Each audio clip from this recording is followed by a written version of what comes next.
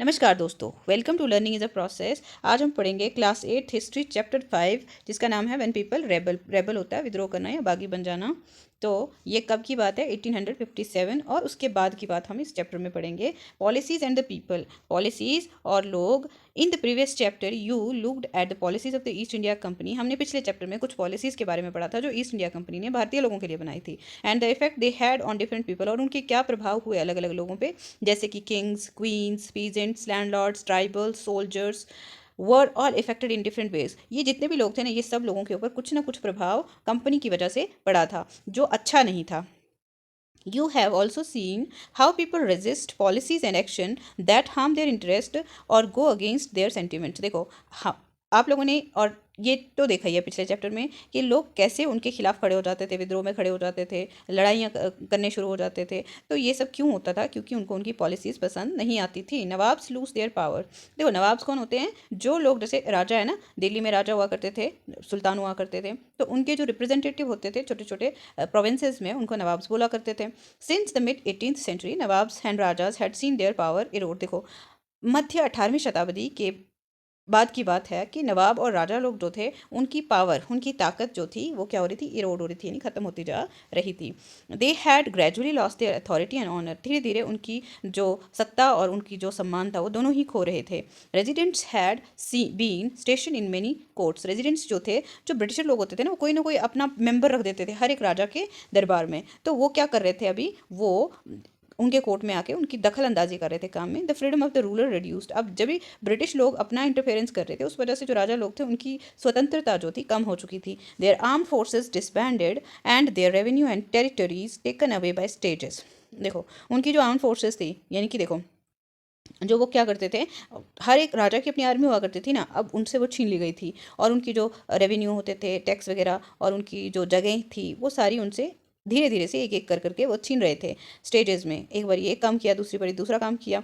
Many ruling families try to negotiate with the company to protect their interest. बहुत सारे जो राजाओं के परिवार थे, उन्होंने संधि करने की कोशिश की कंपनी के साथ, ताकि उनके जो उनका हित था वो बचा रहे। For example, Rani Lakshmibai of Jhansi wanted the company to recognize her adopted son as the heir to the kingdom after the death of her husband। देखो, रानी लक्ष्मीबाई क्या चाहती थी कि उन्होंने अपना बेटा गोद लिया था, एक उनके खुद के बेटे की मृत्यु हो जाती है, उनके पति की भी मृत्यु हो जाती है। उसके बाद वो चाहती थी कि जो उन्होंने बच्चा गोद में लिया है, ब्रिटिशर्स उसे वहाँ का राजा मानने और स्वीकार करने को तैयार हो जाएं। Nana Saheb, the adopted son of Peshwa Bajirao second, pleaded that he be given his father's pension. देखो, अब नाना साहेब जो थे, वो किसके अडॉप्टेड सन थे? अडॉप्टेड होते गोद लिया बेटा। गोद लिया बेटा किसके थे? वो पेशवा बाजीराव सेकंड के। उन्होंने भी विनती की थी कि उनकी जो फादर की ज़मीन, जो पेंशन थी, जो उनको मिलती थी, उनकी डेथ के बाद नाना साहेब को भी वो मिले। However the company is confident of its superiority and military power turn down this please. देखो, कंपनी को अपने ऊपर बहुत विश्वास था, बहुत ज़्यादा वो खुद पे आत्मविश्वास रखते थे कि अब वो बहुत ज़्यादा सुप्रीम थे, बहुत अपने आप को ऊंचा मानते थे वो, और उनको लगता था कि उनकी मिलिट्री पावर जो है बहुत ज़्यादा थी। इस वजह से उन्होंने किसी की भी विनती नहीं सुनी। Awadh was one of the last territories to be annexed. Awadh जो था, जो टेरिटरीज छीनी जा रही थी, उनमें से एक लास्ट का था। वो कब छीना गया? इन 1801 a subsidiary alliance was imposed on Awadh and in 1856 it was taken over. देखो, 1801 में सब्सिडरी अलायंस उस पर लागू कर दी गई अवध पे, और उसके बाद लगभग 56 ईयर्स के अंदर उसको छीन लिया गया। ठीक है, तो देखो, सब्सिडरी अलायंस थी क्या? वो हमें पता है ना कि राजा अपने पास आर्मी नहीं रख सकते थे अपनी, है ना। जो भी काम करना होता था उनको ब्रिटिशर्स के आज्ञा के अनुसार ही करना पड़ता था। ठीक है, ब्रिटिशर लोग उनको आर्मी भी देंगे, और उनके लिए पैसा कौन देगा? वो नवाब ही देंगे। Governor general Dalhousie declare that the territory was being misgoverned and British rule was needed to ensure proper administration. देखो, उस समय कौन था गवर्नर जनरल? लॉर्ड डलहौजी। उन्होंने कहा कि जो अवध की टेरिटरी है, उसके ऊपर जो प्रशासन है वो सही से नहीं हो रहा है। खराब प्रशासन की वजह से ब्रिटिशर्स को ज़रूरत है कि वो वहाँ पे अच्छे प्रशासन को लाने के लिए खुद का रूल लगा दें। तो ये एक कारण बताया उन्होंने अवध को छीनने के लिए, क्योंकि वहाँ पे वो सब्सिडी अलायंस या वो policy of lapse, doctrine of lapse नहीं यूज़ कर सकते थे। तो उन्होंने ये इस्तेमाल किया, क्योंकि उनके खूब सारे बेटे थे, जिसकी वजह से वो ये नहीं कह सकते थे कि इनका कोई बेटा नहीं है। The company even began to plan how to bring the Mughal dynasty to an end. Company ने प्लान बनाना शुरू कर दिया कि मुगल डायनेस्टी को ख़त्म कैसे करना है। The name of the Mughal king was remove from the coins minted by the company. देखो कंपनी जो है कॉइन्स जो सिक्के बनाती थी उन्होंने वहाँ से मुगल राजा का नाम हटा दिया। In 1849 governor general Lord Dalhousie announce that after the death of Bahadur Shah Zafar the family of the king would be shifted out of the Red Fort and given another place in Delhi to reside in. देखो क्या होता है कि 1849 में governor general जो Lord Dalhousie थे उन्होंने एक अनाउंसमेंट किया। उन्होंने बोला कि बहादुर शाह जफ़र की मृत्यु के बाद उनके परिवार में कोई भी राजा नहीं बनेगा और उनके जो परिवार को दिल्ली से रेड फोर्ट से हटाकर दिल्ली में कोई दूसरी जगह पे रहने को जगह दे दी जाएगी। इन 1856 governor general Canning decided that Bahadur Shah Zafar would be the last Mughal king. अब 1856 में जनरल जो थे गवर्नर जनरल जो थे कैनिंग थे, तो उन्होंने ये निश्चित किया कि जो बहादुर शाह जफ़र हैं वो लास्ट मुगल राजा रहेंगे। उनकी डेथ के बाद उनका कोई भी बेटा जो है उसे राजा नहीं माना जाएगा और उन्हें सिर्फ क्या कहेंगे, they would just be called princes, वो राजकुमार ही सिर्फ कहे जाएंगे। The peasants and the sipahis. अब पीजेंट्स कौन थे? बेसिकली अगर आप देखो तो पीजेंट्स कहाँ से आते थे? किसानों के परिवारों से ही आते थे और इनका आपस में गहरा नाता था। In the countryside peasants and zamindar resented the high taxes and the rigid method of revenue collection. देखो गाँव में क्या करते थे, जो किसान और ज़मींदार थे उन्होंने बहुत ज़्यादा टैक्सेस लगाए गए थे और बहुत ज़्यादा जो रिजिड किस्म का मेथड यूज़ किया करते थे वो रेवेन्यू इकट्ठा करने के लिए, वो मानने से मना करना शुरू कर दिया। Many fail to pay back their loans to the money lenders and gradually lost the lands they had tilled for generation. देखो बहुत सारे उन लोगों में से क्या थे, लोन यानी कि कर्जा जो थे वो वापस देने में सक्षम नहीं थे और इस वजह से मनी लेंडर्स को उन्होंने धीरे धीरे अपनी ज़मीनें खोना शुरू कर दिया। वो लोग क्या करते थे, उनकी ज़मीनें छीन लेते थे और ऐसी ज़मीनें थी जिन पे उन्होंने सदियों से काम किया था, यानी कि उनके पूरी जो अलग पीढ़ियाँ थी, पीढ़ी दर पीढ़ी वो वहाँ पे काम कर रहे थे, लेकिन उनकी ज़मीनें छीनने में उन्होंने कुछ भी समय नहीं लगाया। The Indian sipahis in the employ of the company also had reasons for discontent. देखो जो भारतीय सिपाही थे ना, जो कंपनी के साथ काम करते थे, वो भी नाराज़ थे, उनके भी कुछ कारण थे। दे वर अनहैप्पी अबाउट देयर पे। उन्हें उनकी जो सैलरी मिलती थी, पे मिलती थी, वो उससे खुश नहीं थे। Allowances and the condition of service, और जो उन्हें भत्ता मिलता था और सर्विस की जो कंडीशंस थी, जो रूल्स थे, वो पसंद नहीं थे उनको। Some of the new rules, कुछ नए rules moreover violated their religious sensibilities and beliefs. और ऐसा लगता था कि उल्लंघन हो रहा था उनके धार्मिक सोच और विश्वास का उल्लंघन हो रहा था उन रूल्स की वजह से। Did you know that in those days many people in the country believe that if they crossed the sea they would lose their religion and caste. क्या आप जानते हैं उस समय क्या होता था कि जो लोग थे उनका मानना ऐसा था कि अगर वो समुंदर को पार करते हैं तो उनका धर्म जो और उनकी जाति जो है नष्ट हो जाती थी। So when in 1824 the sipahis were told to go to Burma, और जब 1824 में सिपाहीज को कहा गया कि आप कहाँ जाओ, बर्मा जाओ, जब आज के टाइम में कौन सी जगह है, Myanmar. By the sea route to fight for the company. कौन से रास्ते से जाना है? समुद्री रास्ते से जाना है, कंपनी के लिए युद्ध करना है वहाँ पे जाके। They refuse to follow the order. सिपाही लोगों ने मना कर दिया ये ऑर्डर मानने को। Though they agree to go by the land road. हालांकि उन्होंने मान लिया कि वो ज़मीन के रास्ते से जाएंगे। दे वर सिवियरली पनिश्ड, फिर भी उन्हें सज़ा दी गई। And since the issue did not die down, और जो ये इशू है ना, ये ख़त्म नहीं हुआ इस चीज़ के साथ। In 1856 the company passed a new law which stated that every new person who took up employment in the company's army had to agree to service overseas if required. तो 1856 में कंपनी ने नया कानून पास कर दिया और उसमें क्या कहा कि कोई भी नया जो काम करने वाला आएगा, जो भी सिपाही बनेगा, उसे कंपनी और के लिए समुद्र पार भी जाना पड़ेगा और अलग अलग शर्तों को भी मानना पड़ेगा अगर जब भी ज़रूरत पड़ेगी। Sipahis also reacted to what was happening in the countryside. सिपाही जो लोग थे ना, गाँव में जो परेशानियाँ हो रही थी, यानी कि जो लोगों के ऊपर भारी भारी कर लगाए गए थे किसानों के ऊपर, ये सब, और उनको बहुत परेशानियों से जूझना पड़ता था, ये भी सिपाही को पसंद नहीं था। Many of them were peasants and had families living in the village. देखो जो सिपाही थे वो किसान थे ज़्यादातर और गांव में उनके परिवार हुआ करते थे। So the anger of the peasants quickly spread among the sipahis. इसीलिए जो किसानों का गुस्सा था ना, वो सिपाही लोगों में घूमने में पहुंचने में ज़्यादा समय नहीं लगता था। Response to the reforms, the British believed that Indian society had to be reformed. Britishers को ऐसा लगता था कि भारतीय जो समाज है उसे सुधार की ज़रूरत है।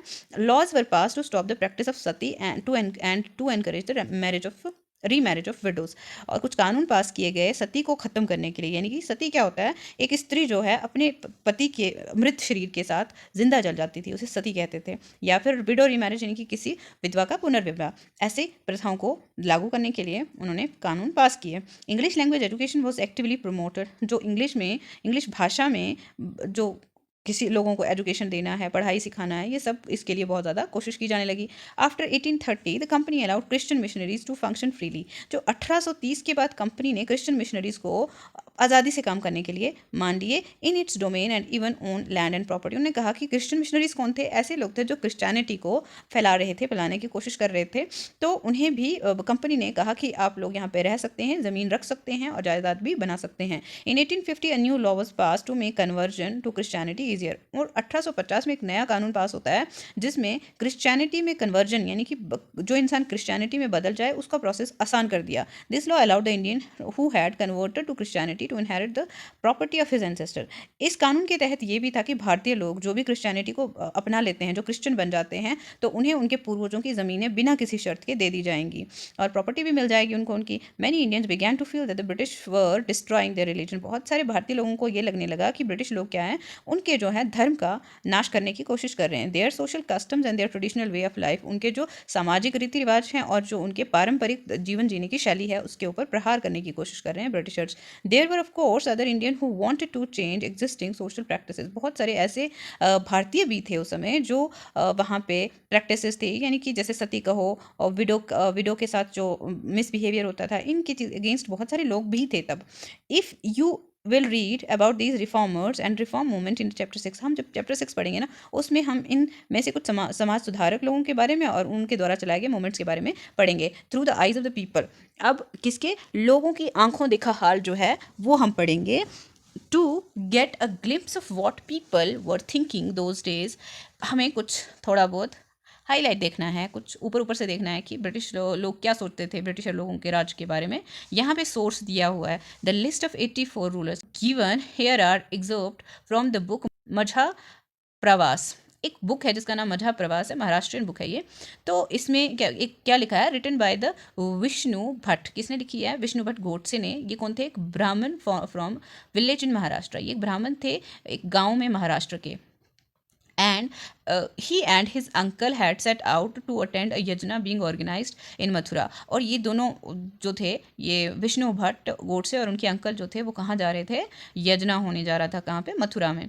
तो Vishnu Bhatt writes that they met some sipahis on the way who told them that they should not proceed on the journey. तो विष्णु भट्ट बताते हैं कि उन्हें कुछ सिपाही रास्ते में मिल जाते हैं जो बोलते हैं कि आपको इस यात्रा पे नहीं जाना चाहिए, because a massive upheaval was going to break out in 3 days। कि एक बहुत बड़ा जो है अपहीवल होने वाला है, विद्रोह होने वाला है, किसके खिलाफ, 3 दिन के बाद लगभग।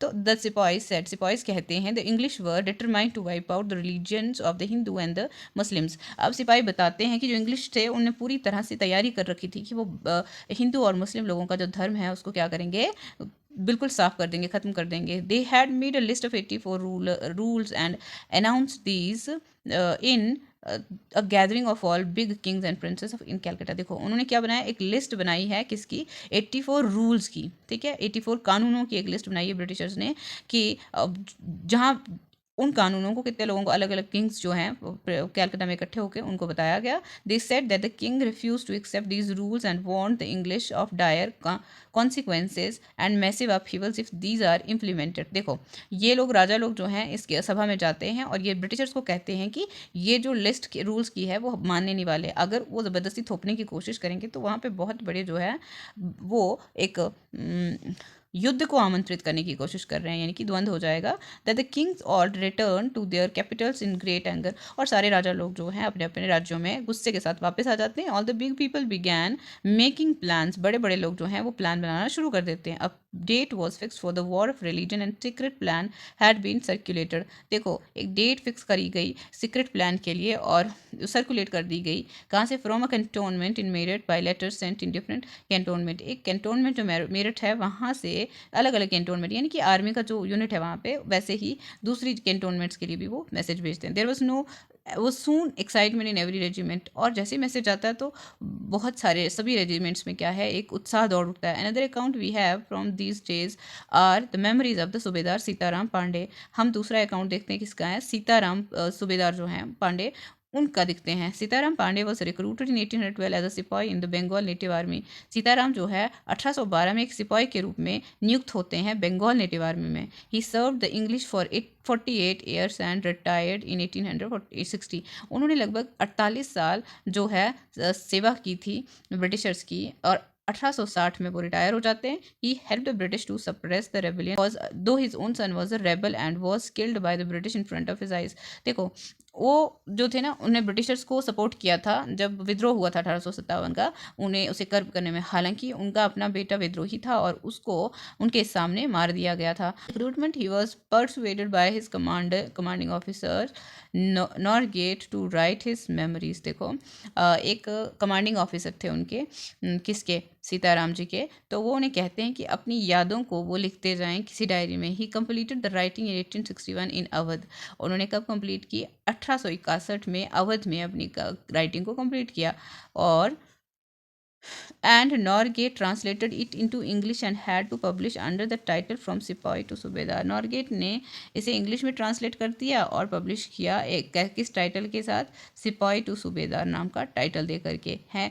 Here is an excerpt from what Sitaram Pande wrote. यहाँ पे एक छोटा सा हमारे पास लिखा गया है किसके बारे में, सीताराम पांडे ने जो लिखा है। It is my humble opinion that this seizing of Awadh filled the minds of the sipahis with distrust and led them to plot against the government. देखो उन्होंने एक अपना विचार बताया कि जो अवध में किया गया जिसकी वजह से सिपाहियों को गुस्सा आए और वो अब उन्होंने गवर्नमेंट के अगेंस्ट एक्शन लेना शुरू कर दिया। Agents of the Nawab of Awadh and also of the king of Delhi were sent all over India. Agents को अलग अलग जगहों पे भारत के कोनों पे भेज दिया गया। Telling them how treacherously the foreigners had behaved towards their kings। और उन्हें बता करके कि उनके जो फॉरेन किंग्स हैं उनने कैसे बिहेव किया है, उनके ऊपर क्या धोखे कर रहे हैं वो उनके साथ। They invented 10,000 lies and promised to persuade the soldiers to mutiny and turn against the master. देखो उन्होंने क्या किया, बहुत सारे अलग अलग, ऐसा सीताराम का कहना है कि बहुत सारे बहाने ढूंढ लिए with the object of restoring the emperor of Delhi. Britishers क्या नहीं चाहते थे कि दिल्ली के ऊपर राजा जो है राज करे।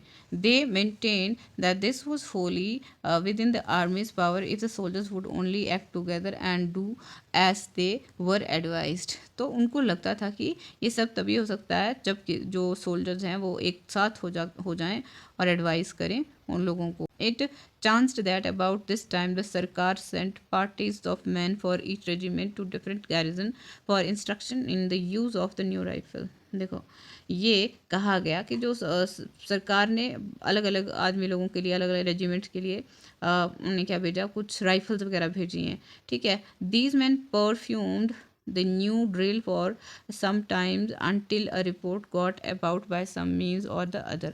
देखो लोग शक की नज़रों से देख रहे थे कि ऐसा क्यों कर रहे हैं ये लोग, तो इसलिए जब तक रिपोर्ट ना मिलती तब तक वो कोई भी विश्वास करने को तैयार नहीं था, ठीक है।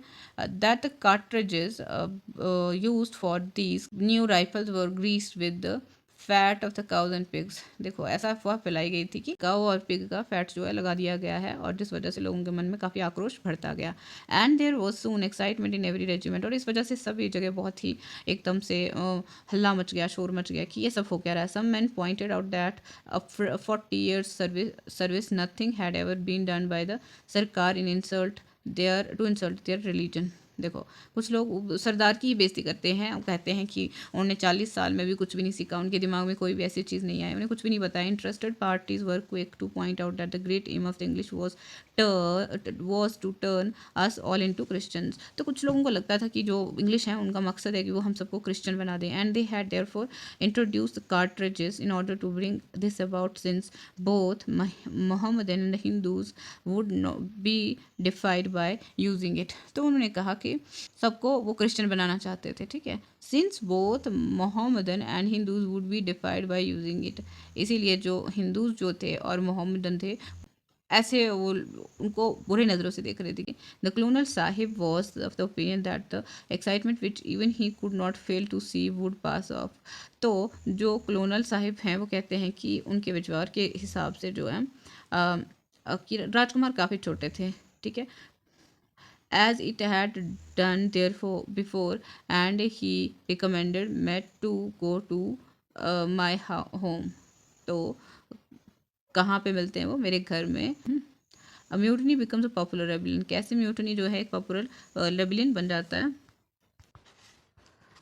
दो struggles between rulers and the ruled were not unusual. देखो संघर्ष तो हमेशा होते थे राजाओं और उनकी प्रजा के बीच में। Sometimes such struggles become quite widespread, कभी कभी बहुत ज़्यादा फैल जाती थी, ये जो स्ट्रगल जो थी बढ़ जाती थी as a popular resistance so that the power of the state breaks down.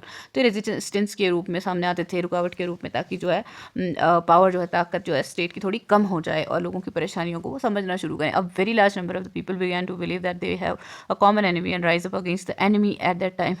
बहुत सारे लोगों को ये लगने लगा था कि उनका एक ही दुश्मन है और वो सभी उसके खिलाफ खड़े होने को तैयार हो गए थे। For such a situation to develop people have to organise, communicate, take initiative and display the confidence to turn the situation around. तो ऐसा करने के लिए उनको क्या करना था? ऑर्गेनाइज करना था, एक दूसरे से बात करनी थी, कोई ना कोई स्टेप उठाना था, इनिशिएट करना था, कॉन्फिडेंस जनरेट करना था, ताकि इस सिचुएशन को बनाने में उनको सहायता मिले और अंग्रेज़ों को भगाने में वो सक्षम हो जाएं। Such a situation developed in northern part of India in 1857। इसी तरह का एक स्थिति बन जाती है 1857 में उत्तरी भारत में। आफ्टर 100 ईयर्स ऑफ कंक्वेस्ट, लगभग 100 साल जो जीतने के बाद एंड एडमिनिस्ट्रेशन, प्रशासन के बाद, the English East India Company faced massive rebellion that started in May 1857। तो इंग्लिश कंपनी को बहुत बड़ा एक विद्रोह झेलना पड़ा जो 1857 का विद्रोह है। And threatened the company is very presence in India. उन्हें एक थ्रेट सी महसूस होने लगी कि अब हमारा अस्तित्व खत्म हो जाएगा धीरे धीरे, ठीक है। Sepoys mutinied in several places beginning from Meerut, and a large number of the people from different section of the society rose up in rebellion। और बहुत सारे लोग अलग अलग, जैसे जमींदार हो गए, राजा हो गए, किसान हो गए, सब लोग जो थे ब्रिटिशर्स के अगेंस्ट खड़े हो गए थे। But some regard it as the biggest army resistance, कुछ लोगों को लगता है कि ये बहुत बड़ा आर्मी रेजिस्टेंस था to colonialism in the 19th century, colonialism के लिए जो 19th सेंचुरी में है था, एनीवेयर इन द वर्ल्ड, दुनिया में किसी कोने पे भी। From Meerut to Delhi.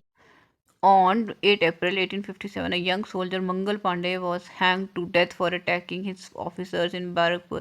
देखो 1857 में 8 अप्रैल को क्या होता है, एक नौजवान जो सिपाही है जिसका नाम मंगल पांडे है, उसे लटका दिया जाता है मृत्यु के लिए, क्योंकि उन्होंने ब्रिटिश ऑफिसर्स को बैरकपुर में अटैक किया था। Some days later some sipahis of the regiment of Meerut refuse to do the army drill using the new cartridge. और कुछ दिन बाद जो है वहाँ की मेरठ की ही एक रेजिमेंट है जिन्होंने विद्रोह कर दिया कि वो अब इस्तेमाल नहीं करेंगे जो नई उन्होंने बंदूकें उनको दी हैं, which were suspected of being coated with the fat of cows and pigs.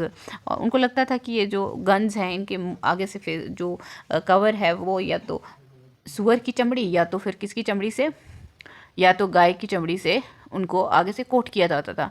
85 sipahis were dismissed from services and sentence to 10 years. लगभग 85 सिपाही जो थे उनको सर्विसेज से निकाल दिया गया और सज़ा दे दी गई लगभग 10 साल की, in for disobeying there officers, उनके ऑफिसर्स को ना मानने के लिए। दिस हैपेंड ऑन 9 मई 1857। ये कब होता है?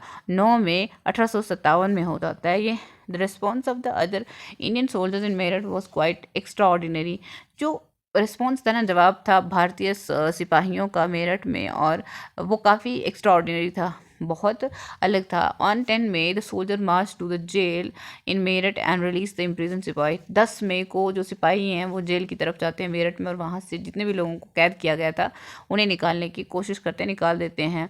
दे attacked and killed the British officers. उन्होंने हमला किया और मार दिया ब्रिटिश ऑफिसर्स को। They captured guns and ammunition. उन्होंने गन्स ली और उनके पास जितना भी असला बारूद था वो सब लिया। And set fire to the building and properties of the British. और उनकी जो बिल्डिंग्स थी, उनकी जो प्रॉपर्टीज़ थी ब्रिटिशर्स की, उनके ऊपर क्या करना शुरू कर दिया? आग लगाने शुरू कर दी। And declared war on the firangis. और उन्होंने युद्ध की घोषणा कर दी फिरंगीज के ऊपर। The soldiers were determined to bring an end to their rule in the country. Soldiers को पूरी तरह से उन्होंने मन में सोच लिया था कि इन ब्रिटिशर्स का राज खत्म करके छोड़ेंगे वो। But who would rule the land instead? तो हमारी ज़मीन पर कौन फिर राज करेगा उनके बाद, ये क्वेश्चन था। The soldiers had an answer to this question, soldiers के पास एक आंसर था इसी क्वेश्चन का। द मुगल एम्परर बहादुर शाह जफर, उनको लगता था कि बहादुर शाह जफर जो है उसी को हम राजा मानेंगे। The sipahis of Meerut rode all night of 10 May to reach Delhi in the early hours next morning. दो सिपाही थे मेरठ के, वो घोड़े पे चढ़ के पूरी रात 10 मई को कहाँ पहुँचने की कोशिश में थे, दिल्ली पहुंचने में, और सुबह जल्दी वो कहाँ पहुंच जाते हैं, दिल्ली पहुंच भी जाते हैं। As news of their arrival spread, जैसे ही खबर फैलती है कि वो लोग पहुंच गए हैं, the regiments station in Delhi also rose up in rebellion, तो जो रेजिमेंट्स दिल्ली में थी वो लोग भी क्या होते हैं, विद्रोह में खड़े हो जाते हैं। Again British officers were killed, दोबारा ब्रिटिश ऑफिसर्स को मारा गया वहाँ पे। Arms and ammunition seized, arm and ammunition को अपने कब्जे में कर दिया गया। Buildings were set on fire, buildings को आग लगा दी गई। ट्रम्फेंट soldiers gathered around the walls of the Red Fort where the बादशाह lived, जोश से भरे हुए सोल्जर थे, वो क्या करते हैं, वो चारों तरफ से दीवारों के पास इकट्ठे हो जाते हैं रेड फोर्ट की, वेयर द बादशाह लिव, जहाँ पे बादशाह रहते थे। डिमांडिंग टू मीट हिम, और क्या मांगने लगे कि हमें राजा से मिलना है। The emperor was not quite willing to challenge the mighty British power but the soldiers persisted.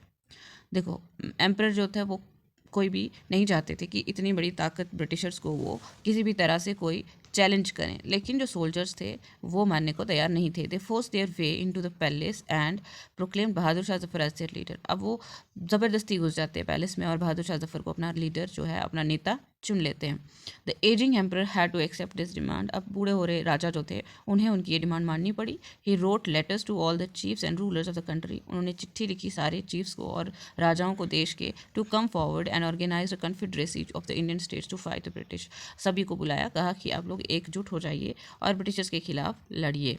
तो this single step taken by Bahadur Shah had great implications, ये एक अकेला जो स्टेप लिया गया बहादुर शाह जफर के द्वारा, इसका बहुत ही प्रभाव हुआ लोगों पे। The Mughal dynasty had ruled over a very large part of the country, जो मुगल वंश थे उन्होंने काफ़ी बड़े हिस्से पर भारत के राज किया था। Most smaller rulers and chieftains control different territories on behalf of the Mughal ruler, छोटे छोटे राजा और चीफ जो थे वो मुगल राजाओं के बिहाफ पर, उनकी जगह पर क्या कर रहे थे, अलग अलग टेरिटरीज पर कंट्रोल किए हुए थे, वहाँ राज करते थे। Threatened by the expansion of British rule, जो उन्हें लगता था कि जो ब्रिटिशर्स हैं वो अपने राज को फैलाने की कोशिश कर रहे हैं। Many of them felt that if the Mughal emperor could rule again, अगर मुगल राजा दोबारा से राजगद्दी पे बैठते हैं, they too would be able to rule their own territories once more under Mughal authority, और वो भी इस लायक हो जाएंगे कि वो अपनी टेरिटरीज पे राज करें, अपनी ज़मीनों पे राज करें, और मुगल अथॉरिटी के अंडर ये पॉसिबल था। The British had not expected this to happen, British को ये उम्मीद ही नहीं थी कि ऐसा होगा। They thought the disturbance caused by the issue of cartridge would die down, उनको लगता था कि ये बंदूकों की वजह से जो एक छोटा सा इशू खड़ा हो गया है, प्रॉब्लम खड़ी हो गई है, ये धीरे धीरे ख़त्म हो जाएगा। But Bahadur Shah Zafar's decision to place the rebellion change the entire situation dramatically, लेकिन बहादुर शाह जफर के एक फैसले ने कि वो विद्रोह को अपना आशीर्वाद विद्रोहियों को देते हैं या उनके साथ खड़े होने का, उससे पूरा ही जो माहौल है वो बहुत ही ड्रामेटिकली चेंज हो गया। Often when people see an alternative possibility they feel inspired and enthused, जब लोगों ने एक अल्टरनेट देखा कि ब्रिटिशर्स की जगह बहादुर शाह जफर राजा हो सकते हैं, तो वो एक जोश से भर गए और उन्हें एक हौसला मिलता है। It gives them the courage, हौसला मिला उन्हें, hope the and confidence to act, और उम्मीद और विश्वास भी जागा उनके अंदर कि वो जीत सकते हैं। द रेबिलियन स्प्रेड, अब रेबिलियन क्या है, फैलता है। After the British were routed from Delhi, जैसे उन्हें वहाँ से निकाला गया ब्रिटिशर्स को, there was no uprising for almost a week, एक हफ्ते तक बिल्कुल शांति रही उसके बाद। It took that much time for news to travel then a spurt of mutinies began. देखो ये एक हफ्ता क्यों चुप रहे, क्योंकि इतने टाइम में जो खबर थी पहुँचने में लग गई कि सिपाही जो है विद्रोह में खड़े हो चुके हैं। Regiment after regiment mutinied and took off to join other troops at nodal points like Delhi, Kanpur and Lucknow, जितनी भी रेजिमेंट्स थी वो सब लोग क्या कर रहे थे, विद्रोह कर रहे थे में। After them the people of the town and village also rose up in rebellion and rallied around local leaders, zamindar and chiefs who were prepare to establish their authority and fight the British. तो बहुत सारे गाँव के किसान भी थे और town के भी लोग जो थे, आर्टिजन्स वगैरह जितने भी थे, वो लोग सब क्या हो जाते हैं, विद्रोह में खड़े हो जाते हैं। और अब वो इस बात को लेकर के तैयार थे कि वो ज़मींदार जैसे पहले रहा करते थे उन्हीं अथॉरिटीज़ के अंडर वो फिर से रहेंगे, लेकिन ब्रिटिशर्स के अगेंस्ट वो फाइट करने के लिए पूरी तरह से तैयार थे। Nana Saheb adopted son of the late Peshwa Bajirao who lived near Kanpur. Nana Saheb जो अडॉप्टेड बेटे थे किसके, पेशवा बाजीराव के, कहाँ रहते थे, कानपुर में। Gathered armed forces and expelled the British garrison from the city. उन्होंने आर्म्ड फोर्सेज को इकट्ठा किया और ब्रिटिश गैरिजन को सिटी से निकाल दिया, खदेड़ दिया वहाँ से। ही प्रोक्लेम्ड हिमसेल्फ पेशवा, वो खुद को पेशवा प्रोक्लेम कर देते हैं, बताते हैं। He declare that he was a governor under emperor Bahadur Shah Zafar. वो कहते हैं कि मैं गवर्नर हूँ किसके अंडर, बहादुर शाह जफर के अंडर, राजा बहादुर शाह जफर का गवर्नर हूँ मैं। In Lucknow Birjis Qadr the son of the deposed Nawab Wajid Ali Shah was proclaimed new Nawab. तो लखनऊ में क्या होता है, बिरजीज कद्र नाम का आदमी है जो किसके बेटे हैं, वहाँ का नवाब जो है वाजिद अली शाह, जिसे गद्दी से उतार दिया गया था, उसने खुद को नया नवाब घोषित कर दिया। ही to acknowledge the सुजैरिटी of Bahadur Shah Zafar. उन्होंने भी बहादुर शाह जफर को अपना जो है लीडर बताया। His mother Begum Hazrat Mahal took an active part in organising the uprising against the British. उनकी मदर बेगम हजरत महल ने भी एक बहुत ही एक्टिव पार्ट लिया। In Jhansi Rani Lakshmibai join the rebel sipahis and fought the British along with Tantia Tope. Jhansi में रानी लक्ष्मीबाई सिपाही को ज्वाइन कर देती है और क्या करती है, ब्रिटिशर्स के खिलाफ क्या कर देती है, तांत्या टोपे के साथ खड़ी हो जाती है। The general of Nana Saheb in the Mandla region of the Madhya Pradesh, Rani Avanti Bai Lodhi of Ramgarh raised and led an army of 4000 against the British who had taken over the administration of her state. Tantia Tope कौन है, जनरल है नाना साहिब के। और मंडला रीजन में मध्य प्रदेश में रानी अवंतीबाई लोधी क्या है, रामगढ़ की, वो भी विद्रोह में खड़ी हो जाती हैं। और उनके कितने लोग हैं, 4000, जो ब्रिटिशर्स के अगेंस्ट अपनी हथियार खड़े कर देते हैं। वो लोग उनके खिलाफ लड़ने की तैयारी में लग जाते हैं। और ये रानी अवंतीबाई क्यों करती हैं, क्योंकि इनकी जो राज्य है वो भी किसने ले लिया था, ब्रिटिशर्स ने ले लिया था। ठीक है। The British were greatly outnumbered by the rebel forces. अब रेबल फोर्सेस ज़्यादा हो चुकी थी ब्रिटिशर से। They were defeated in numbers of battles. बहुत सारी छोटी छोटी जो युद्ध हुए उनमें उन्हें डिफीट कर दिया गया विद्रोहियों के द्वारा। This convinced the people that the rule of the British had collapsed for good and gave them the confidence to take the plunge and join the rebellion. देखो, इससे लोगों को काफ़ी जो है प्रोत्साहन मिलता है कि वो क्या कर सकते हैं, ब्रिटिशर्स को ख़त्म कर सकते हैं। और उन्हें एक विश्वास आ जाता है जिस वजह से वो सभी लोग क्या है, विद्रोह में कूद पड़ते हैं और साथ में उनके खिलाफ युद्ध छेड़ देते हैं। अब A situation of widespread popular rebellion developed in the region of Awadh, in particular on 6 अगस्त 1857। एक कैसी सिचुएशन डेवलप हो जाती है, विद्रोह की सिचुएशन डेवलप हो जाती है अवध में। 6 अगस्त 1857 में we find a telegram sent by lieutenant colonel Tytler to his commander in chief expressing the fear felt by the British. जो लेफ्टिनेंट कलोनल टिटलर थे ना, उन्होंने अपने कमांडर इन चीफ को क्या डर के साथ एक चिट्ठी लिखी कि जो विद्रोही हैं वो जगह जगह फैल रहे थे और उनका क्या कर रहे थे, वो उन्हें कहीं पे भी टिकने नहीं दे रहे थे, बुरी तरह से उनके लोगों को मार रहे थे वो। To them and the endless fighting, और अनंत लड़ाइयाँ जो हैं चलना शुरू हो गई थी। Every village is held against us, और हर गांव जो था अब उनके खिलाफ खड़ा हो गया था। द जमींदार हैव राइजन टू अपोज अस, और सारे ज़मींदार जो हैं हमारे खिलाफ खड़े हो गए हैं। Many new leaders came up too, for example Ahmadullah Shah, a maulvi from Faizabad. नए लीडर्स आ जाते हैं, जैसे कि अहमद उल्ला शाह कहाँ के थे, फैज़ाबाद से थे।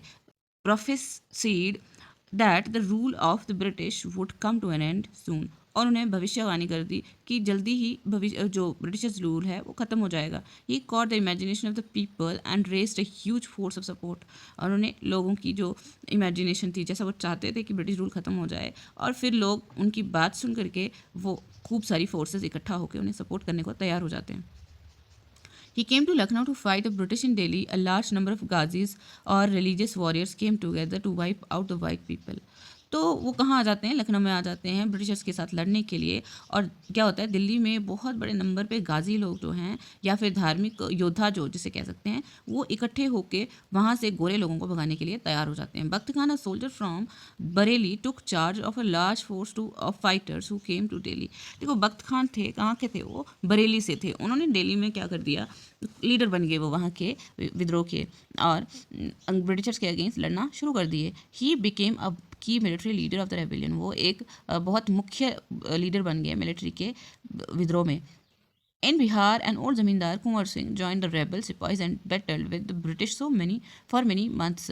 बिहार में कौन कुंवर सिंह लीडर बन जाते हैं और बहुत महीनों तक वो ब्रिटिशर्स के अगेंस्ट लड़ते हैं।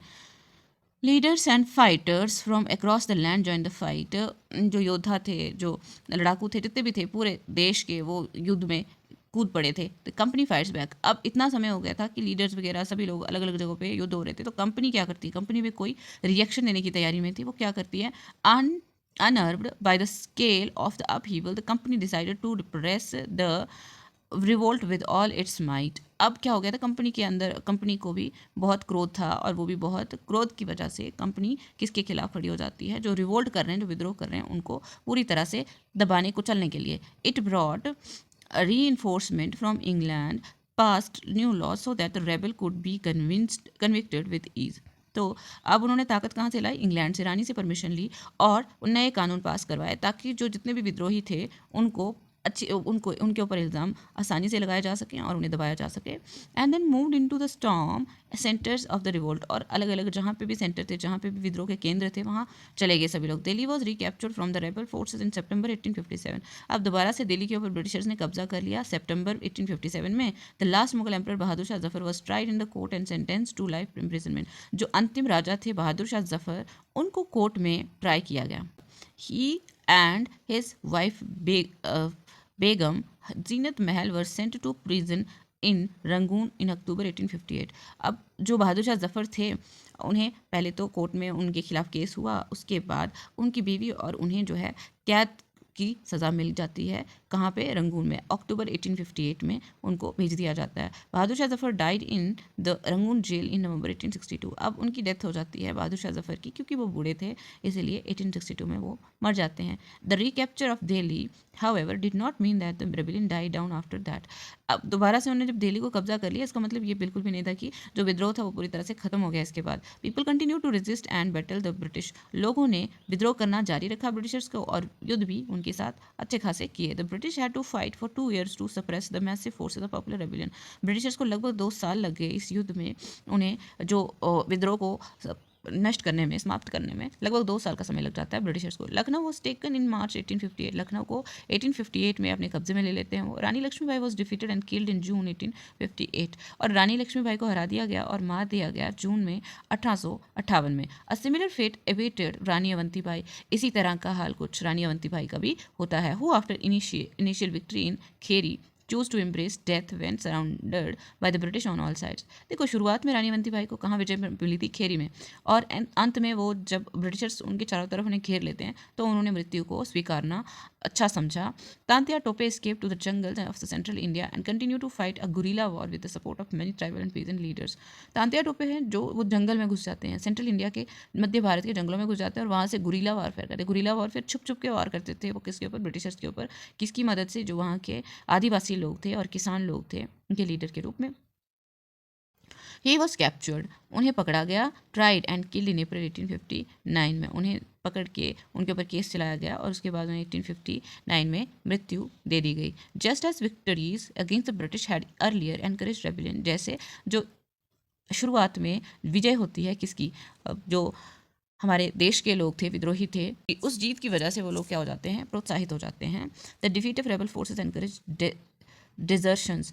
अब क्या है कि जब वो हारना शुरू हो जाते हैं तो अब क्या हो जाता है, अब उनके आत्मविश्वास को चोट पहुंचना शुरू हो जाती है, उनके मन में एक भय दोबारा से उत्पन्न होता है। The British also tried their best. Britishers ने भी पूरी कोशिश की to win back the loyalty of the people, कि अब वो दोबारा से लोगों को विश्वास जीत सकें। They announced rewards for loyal landlords, land holders would be allowed to continue to enjoy traditional rights over their lands. उन्होंने कहा कि जो लोग हमारे लिए ईमानदार थे, वफादार थे, वो अपनी जो ज़मीन है उसके ऊपर पूरा हक रख सकते हैं, उन्हें कोई भी परेशान नहीं करेगा। Those who had rebelled were told that if they submitted to the British, जिन्होंने विद्रोह किया था, अगर वो ब्रिटिशर्स के आगे घुटने टेक देते हैं, and if they had not killed any white people, अगर उन्होंने किसी भी गोरे इंसान को मारा नहीं है, तो they would remain safe and their rights and claims to land would not be denied। वो सुरक्षित रहेंगे और उनके जो हक हैं ज़मीन के ऊपर, उनको कोई भी मना नहीं करेगा। Nevertheless, hundreds of sepoys, rebel nawabs and rajas were tried and hanged हालांकि बहुत सारे जो सिपाही थे, जो विद्रोही थे, जो नवाब लोग थे या राजा लोग थे, उनके ऊपर केस चलाया गया और उनको फांसी दे दी गई थी। आफ्टर मैथ क्या होते हैं विद्रोह के। अब देखो इतना बड़ा विद्रोह था, ब्रिटिशर्स भी डर गए थे कहीं ना कहीं कि अगर हम, हो सकता है जो हमने किया उस वजह से ये लोग हमारे खिलाफ खड़े हो गए, तो कुछ अलग करते हैं ताकि ये लोग फिर से विद्रोह ना कर पाएँ। The British had regained control of the country by the end of 1859। अब दोबारा से वो विजय हो जाते हैं कौन, ब्रिटिशर्स देश में, but they could not carry on ruling the land with the same policies any more. अब उन्हीं पॉलिसीज़ के साथ दोबारा राज नहीं कर सकते थे, क्योंकि उनके मन में ये बात थी कि अगर हम ऐसा करेंगे तो हमारे खिलाफ दोबारा से विद्रोह हो सकता है। तो अब given below are the important changes that were introduced by the British. नीचे कुछ चेंजेस दिए हैं जो बदलाव लाए ब्रिटिशर्स ने विद्रोह के बाद। The British parliament passed new act in 1858 and transferred the power of the east India company. British parliament में नए एक्ट्स को पास किया 1858 में और ट्रांसफर कर दी पावर्स किसको, ईस्ट इंडिया कंपनी को, टू की ब्रिटिश क्राउन को। अब ईस्ट इंडिया कंपनी से ताकत जो जाती है ब्रिटिश क्राउन के पास जाती है, in order to ensure a more responsible management of the Indian affairs. और वो ये इंश्योर करना चाहते थे कि जो अब मैनेजमेंट भारतीय कामों का होगा वो और भी अच्छे तरीके से और भी जिम्मेदार तरीकों से होगा। A member of the British cabinet was appointed secretary of the state for the India and made responsible for all matter related to the governance of India। अब एक ब्रिटिश कैबिनेट का आदमी जो था, मेंबर था, उसे सेक्रेटरी बना दिया भारत का, secretary of the state Bharat का बना दिया गया उसे, और वो रिस्पॉन्सिबल था किसके लिए, भारत में जो प्रशासन है वो अच्छे से चले इसके लिए। He was given a council to advise him. उसके पास काउंसिल दी गई कि उसे कोई जो सलाह है मशवरा करना है उनके साथ, उसके लिए कॉल्ड द इंडियन काउंसिल, और उस काउंसिल का नाम दिया गया Indian council. The governor general of India was given the title of viceroy. पहले जो गवर्नर जनरल हुआ करते थे उनकी जगह कौन आ गए, वॉइस राय टाइटल दे दिया गया उन्हें। That is a personal representative of the crown. अब वो वॉइस राय कौन होता है, वो खुद क्राउन का ही एक मेंबर होगा, रिप्रेजेंटेटिव होगा, जैसे गवर्नर होते हैं ना स्टेट में, इसी तरह से।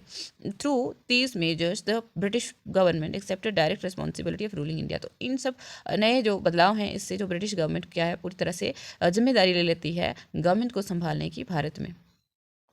All ruling chiefs of the country were assured that their territory would never be annexed in future। सभी राजाओं को ये यकीन दिलाया गया कि उनकी जो जगह हैं उनको दोबारा कभी भी भविष्य में छीना नहीं जाएगा। They were allowed to pass on their kingdom to their heirs. अब उन्हें पूरी इजाज़त दे दी गई, परमिशन दे दी गई कि आप लोग अपने जो आपके वंशज हैं उनको अपनी प्रॉपर्टी दे सकते हैं, इंक्लूडिंग एडॉप्टेड सन्स। एडॉप्टेड सन भी होगा अगर तो उसे भी आप दे सकते हैं। However they were made to acknowledge the British queen as their sovereign paramount. लेकिन उन्हें ब्रिटिश रानी को अपना जो है हेड, रानी मानना पड़ेगा। Thus the Indian rulers were to hold their kingdom as subordinates of the British crown. तो जो भारतीय राजा थे उन्हें किसके अंडर काम करना था, अब जो ब्रिटिश ताज था उसके अंदर, यानी कि रानी उनकी सबके ऊपर राज करेंगी। It was decided that the proportion of Indian soldiers in the army would be reduced and the number of the European soldiers would be increase. अब ये भी फैसला लिया गया कि भारतीय जो सिपाही हैं उनको आर्मी में कम कर दिया जाएगा और यूरोप के जो लोग हैं ज़्यादा सोल्जर्स वही रहेंगे भारतीय आर्मी में। It was also decided that instead of recruiting soldiers from Awadh, Bihar, central India and south India, more soldiers would be recruited from among the गुरखास, Sikhs and Pathans. देखो जो अवध था, बिहार था और मध्य भारत तक और कुछ साउथ इंडियन स्टेट्स थी जहाँ से पहले क्या होता था, सिपाहियों को लाया जाता था, लेकिन इन्हीं सब ने विद्रोह किया था उनके खिलाफ। तो अब उन्होंने बदल दिया अपना जो है वह चयन प्रक्रिया बदल दी। उन्होंने कहा गुरखास को हम बनाएंगे अपने सिपाही और सिख्स को और पठान्स को, क्योंकि ये लोग विद्रोह का हिस्सा नहीं थे। The land and property of Muslim was confiscated on a large scale and they were treated with suspicion and hostility. अब जो ज़मीन थी और जायदाद थी मुस्लिम लोगों की वो छीन ली गई बहुत ज़्यादा बड़े लेवल पे, और उन्हें शक की निगाहों से देखने लगे वो लोग और मानने लगे कि ये लोग फिर से कुछ ना कुछ गलत कर सकते हैं। The British believe that they were responsible for the rebellion in a big way.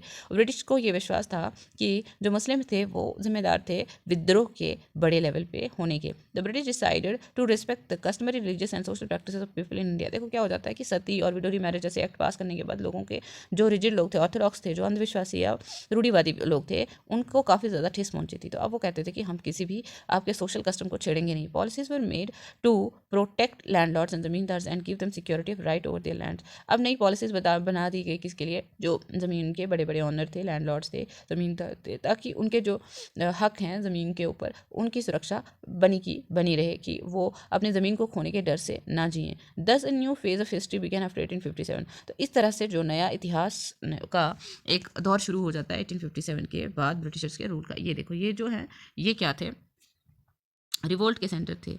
तो इसके बाद ये सभी जो थे ये दूसरे सेंटर थे, लेकिन मेन सेंटर ये थे मेरठ, दिल्ली, बरेली, लखनऊ, कानपुर, झांसी, फैजाबाद, ये मेन सेंटर रहे।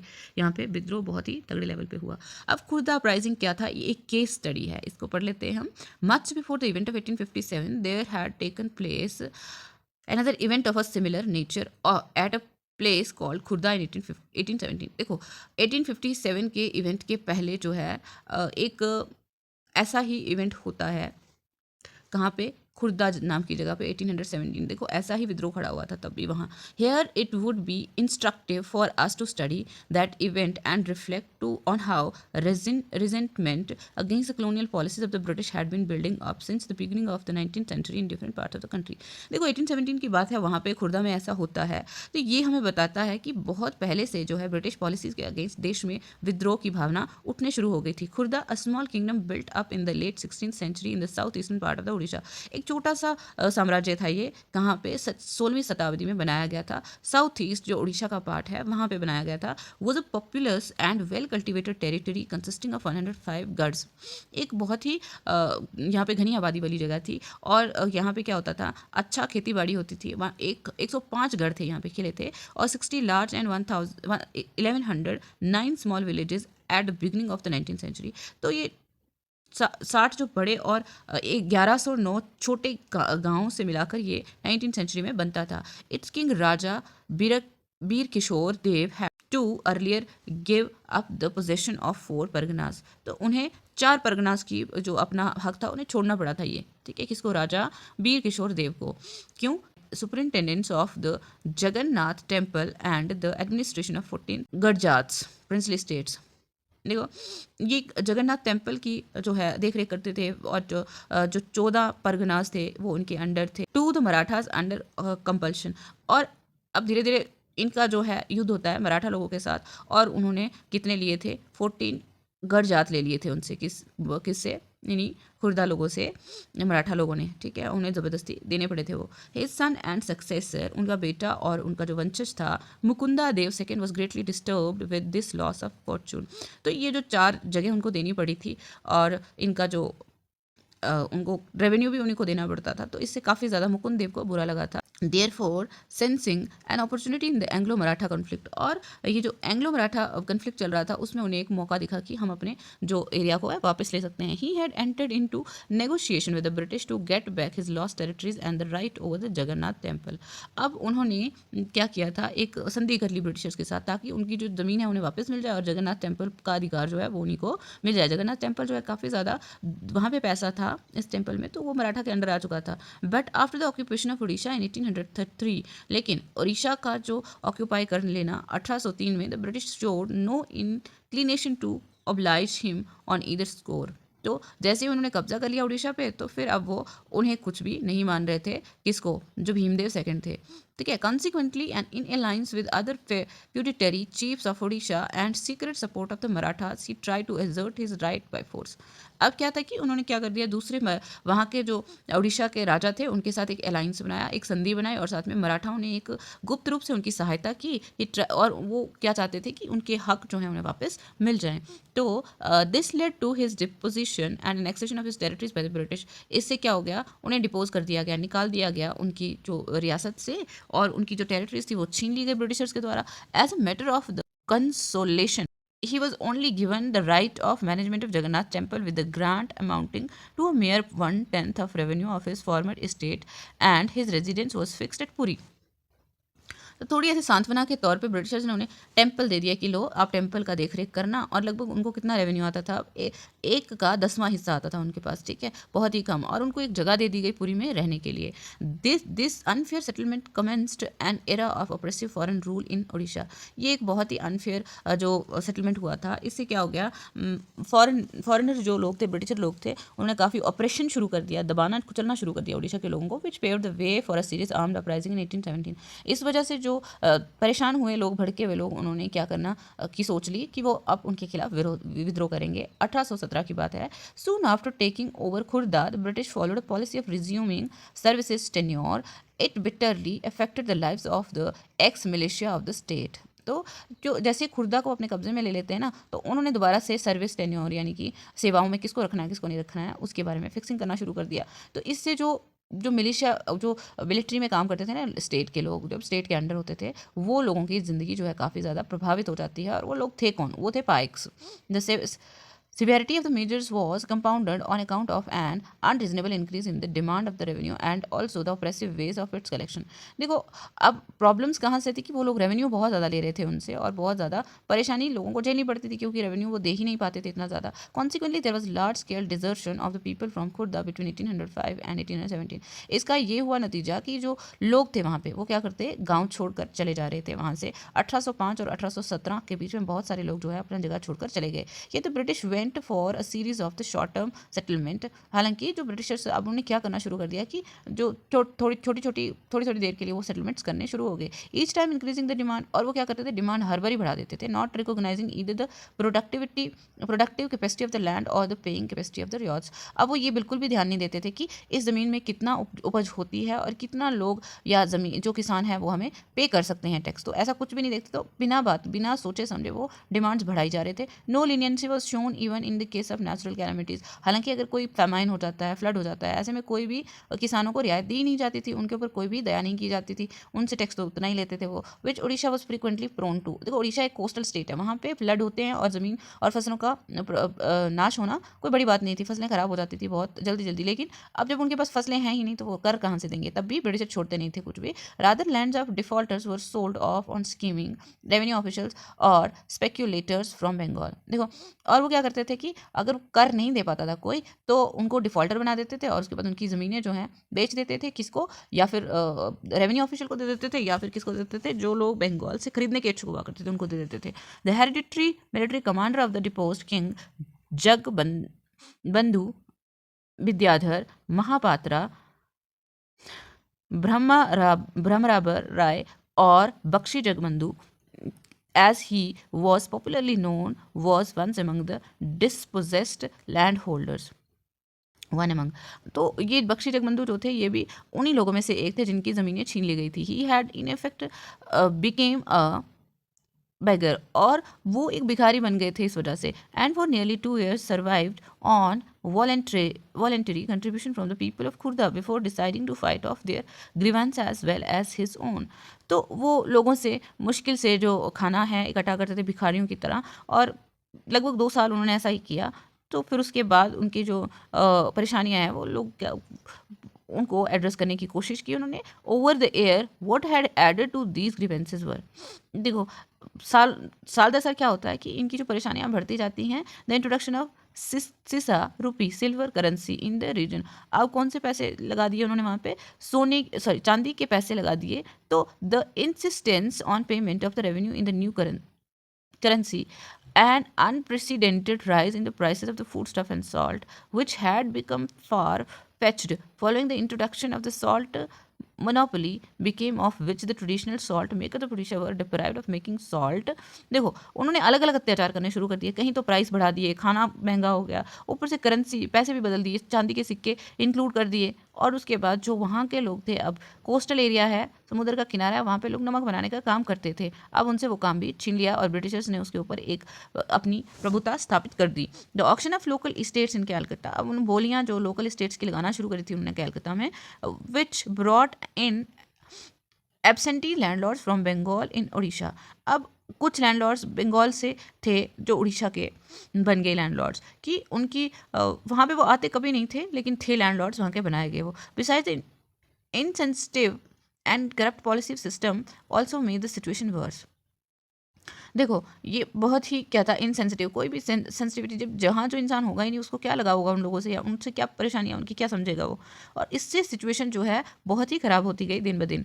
For the armed uprising to take sinister shape, तो इस वजह से जो है आर्म्ड अपराइजिंग का होना एक बहुत ही लाजमी सी बात हो गई थी। The uprising was set of in on 29 March 1817 as the Pikes attacked the police station and other government establishment at Banpur, killing more than 100 men and took away a large amount of government money।